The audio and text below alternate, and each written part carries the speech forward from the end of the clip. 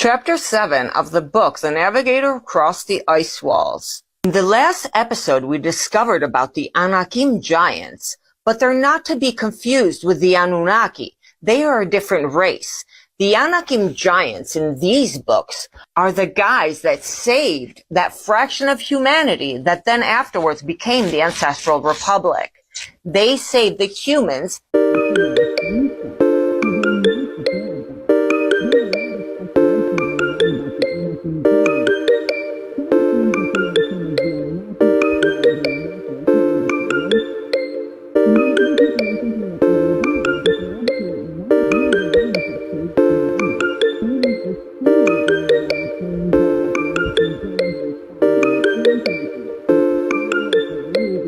Last episode, we left off that there had just been this massive explosion at the Ancestral Republic. William Morris had lost sight of all of his team members. He finds Butler that was speaking with the president, and the president is on the phone talking about... If you are enjoying the Reset Show series, and you are finding yourself being enlightened, please give the video content a like and share. Mr. Butler also admits that he is from the Ancestral Republic, and I think that he was doing espionage in the known lands. Because originally, he said he is from there, that these are his brothers and sisters that were attacked. Now remember the drone eyeballs, those round spheres that were flying around? Morris says that he looks up at the sky, and there are these huge formations with thousands and thousands of blue birds. At this point, they need to evacuate, and everyone is running. They're running on ships, they're running on boats. The entire Ancestral Republic is being evacuated. And this is when Butler says to Morris, do you want to stop looking at the sky? Relax. The Iron Birds are our friends. They are defeating the enemy. In fact, these Iron Birds were attacking the spheres and sending them away. So the spheres were part of the bad guys.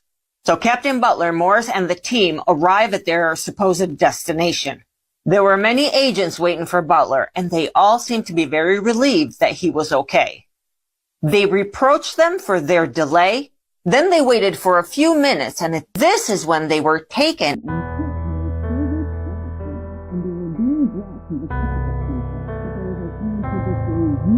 Because everything was magnificent and so beautiful, but at the same time, it was between fire, death, and desolation.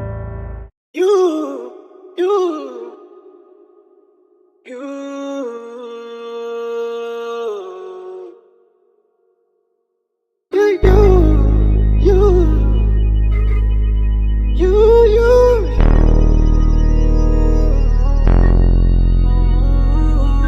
That's the glue. And trust me, it sticks.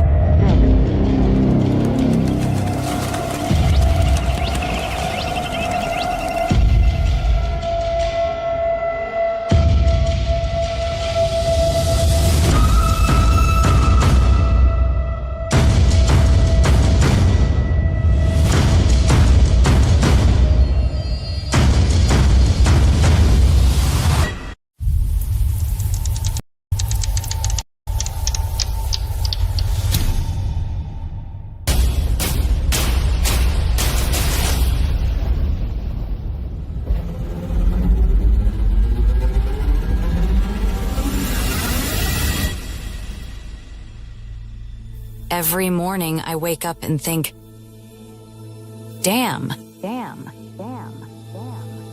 I've got everything that matters. Life's so sweet in bedrock. Is this life picture perfect?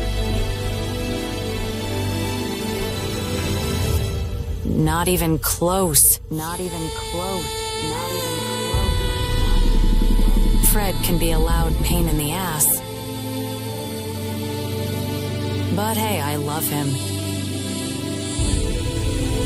He's my guy.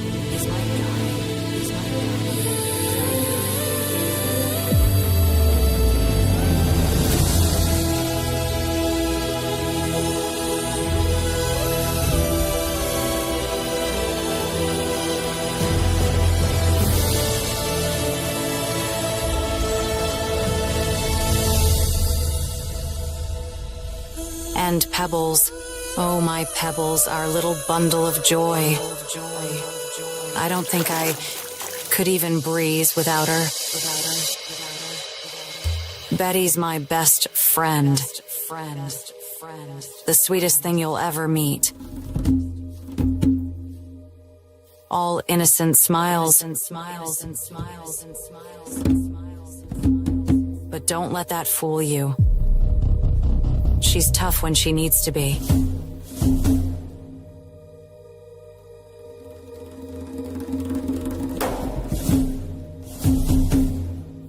Her husband, Barney, is like the brother I never had.